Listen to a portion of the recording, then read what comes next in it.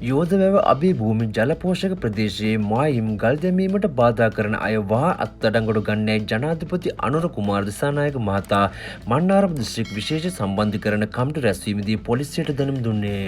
යෝධවැව අභය භූමි ජල පෝෂක ප්‍රදේශයේ අනවසරයෙන් ඉඩම් අත්පත් කර ගැනීම පිළිබඳවද මෙහිදී නිලධාරීන් ජනාධිපතිවරයාට කරුණු සැලකර සිටි අතර ඊට පිළිතුරු දෙමින් ජනාධිපතිවරයා ඉහත දැනුම් දීම කළේය. වැවේ මායිම් ගල් දැමීමට බාධා කරන පිරිස්වලට එරෙහිව නීතිය ක්‍රියාත්මක කරන ලෙසද ජනාධිපතිවරයා උපදෙස් දුන්නේය.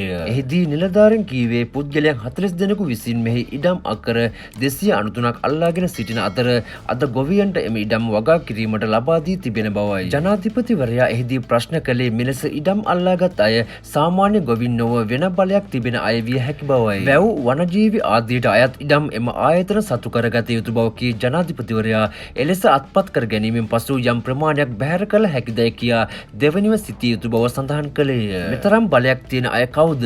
මායිම් ගල් දැමූ පසු ඊට වෙන කවුරුන් හෝ ඇතුළු වෙනවා නම් ඒ අය අත්අඩංගුවට ගන්න යනුවෙන්ද ජනාධිපතිවරයා මෙහිදී සඳහන් කළේය. මන්නාරම දිස්ත්‍රික් ලේකම් කාර්යාලයේදී මෙම කමිටු රැස්වීම පැවැත්විණි.